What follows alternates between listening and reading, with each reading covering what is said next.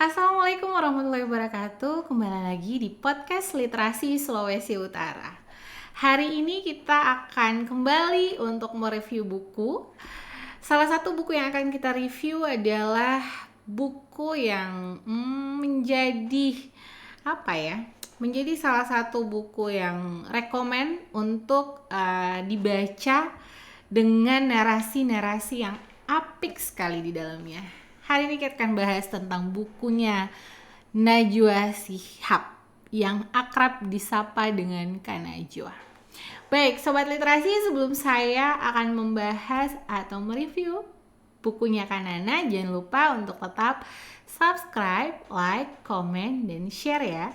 Baik, teman-teman, kali ini seperti yang saya bilang tadi, akan membahas tentang karya dari seorang jurnalis perempuan yang keren di abad ini, yang tadi saya sudah sebutkan bahwa akrab disapa dengan Kak Nana. Saya teringat waktu itu ketemu beliau di acara talk show bareng di Solo. Pertama kali saya melihat Kak Nana merupakan seorang perempuan yang humble dan selalu bersikap ramah. Bercerita dengan beliau membuat saya kagum dengan keteraturan beliau dalam mengatur waktu dan menghargai waktu. So, hari ini kita akan bahas soal buku yang diberi judul Catatan Najwa. Menarik buku ini, dari mulai covernya saja sudah sangat eye-catching. Warna merah menyala dengan torehan judul Catatan Najwa.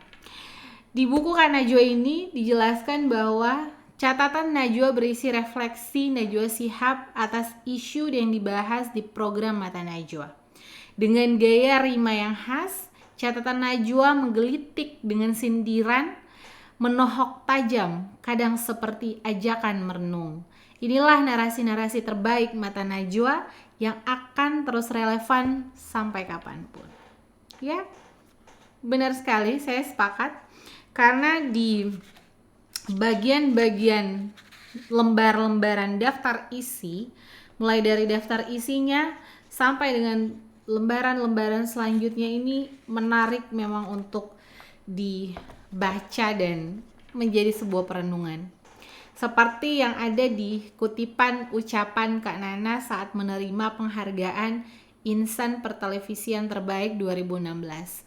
Kata Kak Nana seperti ini: apapun yang tampil di layar kita akan melebihi waktu melampaui generasi, membentuk wajah dan kepribadian negeri.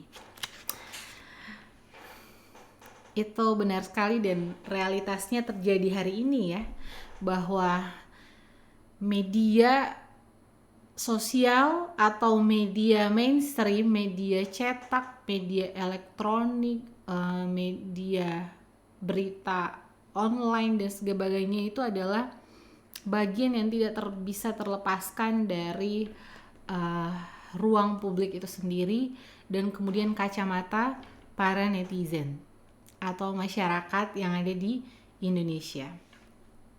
Menarik juga, ada salah satu yang paling saya sukai di sini adalah kata Eyang Habibie.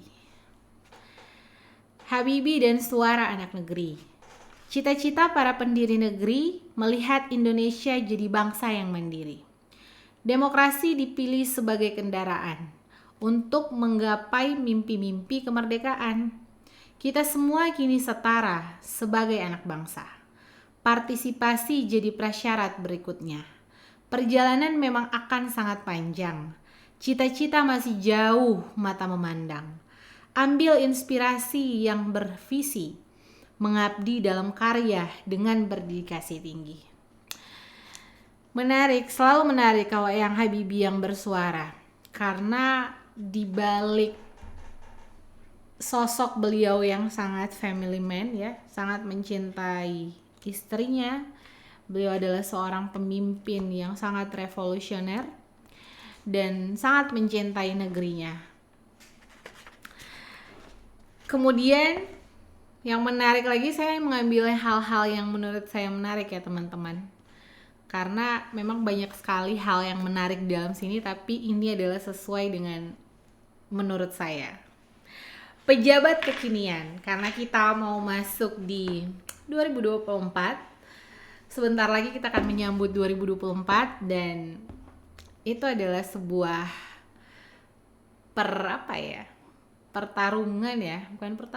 konstelasi yang butuh effort yang lebih sepertinya di 2024. Pejabat kekinian.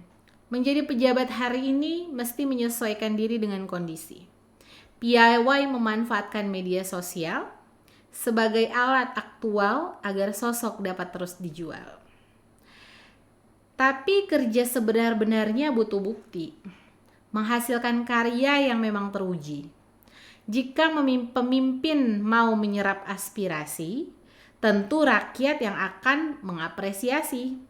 Karena jadi gaul saja tak mencukupi, kepemimpinan harus tahan banting dan presisi. Yang bisa bikin kata-kata begini cuma Kanana deh kayaknya ya. Kemudian selanjutnya, strategi jual diri. Menarik nih. Pemilu semakin dekat, tapi aturan kampanye justru diperketat. Baliho dan spanduk kini dibatasi, menghambat strategi jual diri. Para calon wakil rakyat harus kian pintar bersiasat. Maklar suara jadi solusi. Dengan kedok sosialisasi. Dengan imbalan segepok uang, mereka kumpulkan pemilih bimbang. Jika suara rakyat suara Tuhan, haruskah uang yang menentukan? Masih relevan ya dengan tahun-tahun sekarang ini. Walaupun buku ini atau catatan ini ditulis pada 20 November 2013. Selanjutnya ada kalimat atau catatan juga yang menarik terkait dengan yang masih sangat relevan juga hari ini. Terkungkung kurikulum. Ini masuk nih di membahas soal pendidikan.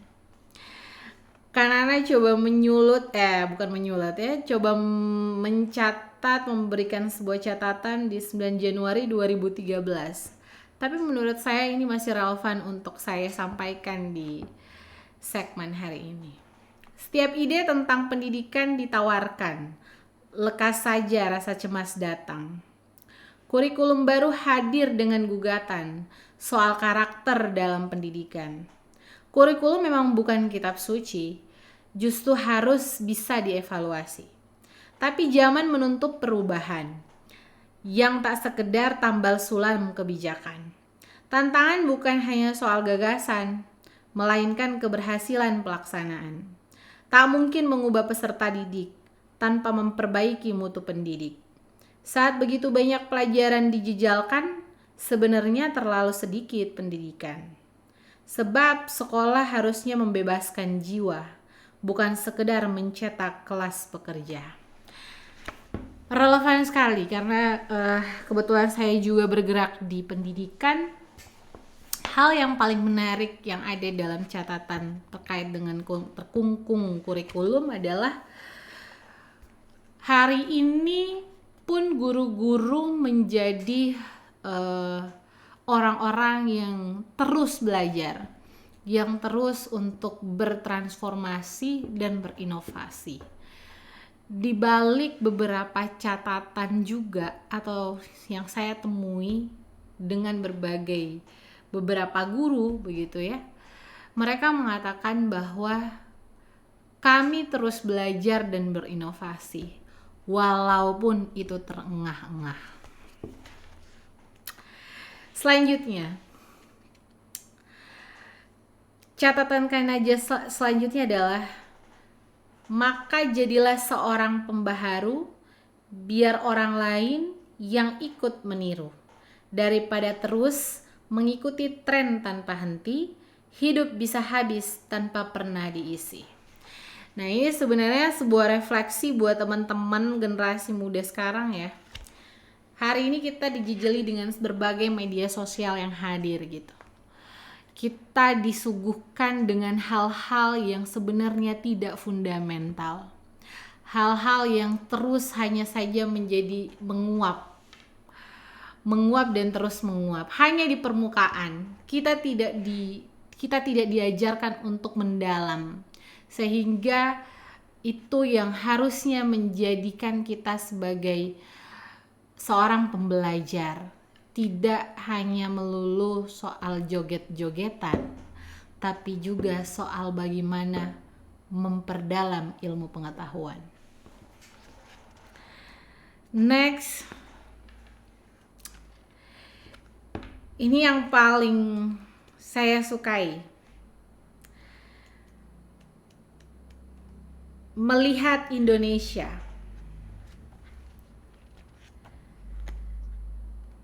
Kebesaran Indonesia bukan hanya fantasi dalam potongan geografi maupun demografi. Negeri kepulauan terbesar di dunia, dilimpahi alam dan budaya yang penuh karunia.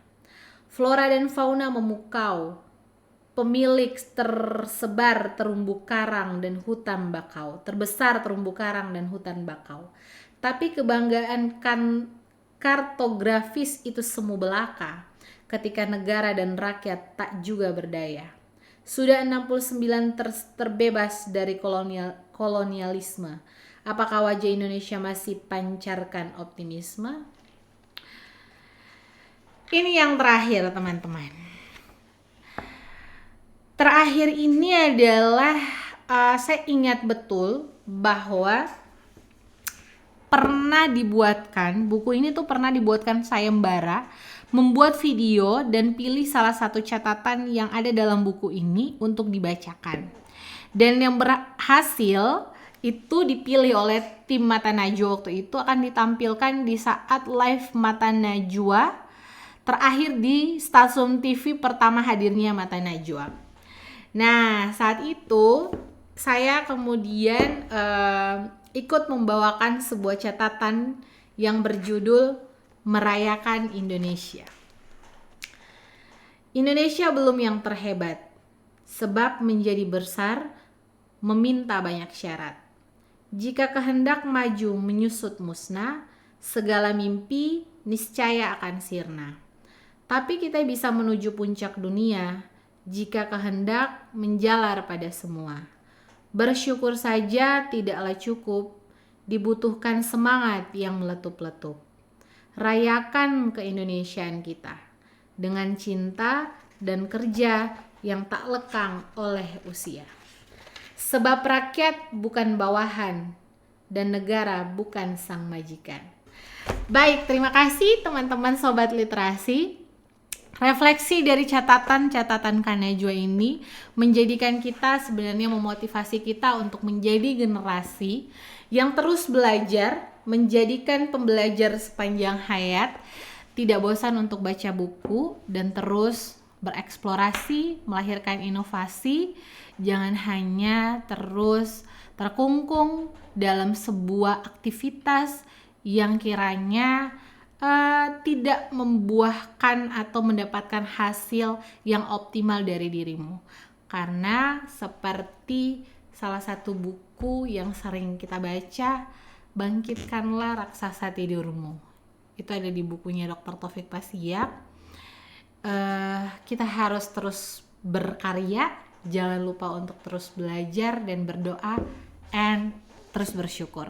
Baik, terima kasih teman-teman Sobat Literasi yang ada di rumah. Sampai ketemu lagi di pembahasan buku selanjutnya atau review buku selanjutnya. Mudah-mudahan ini bermanfaat dan terus semangat dan tetap jaga kesehatan, stay health and stay happiness. Sampai ketemu lagi, sampai jumpa. Bye, salam literasi.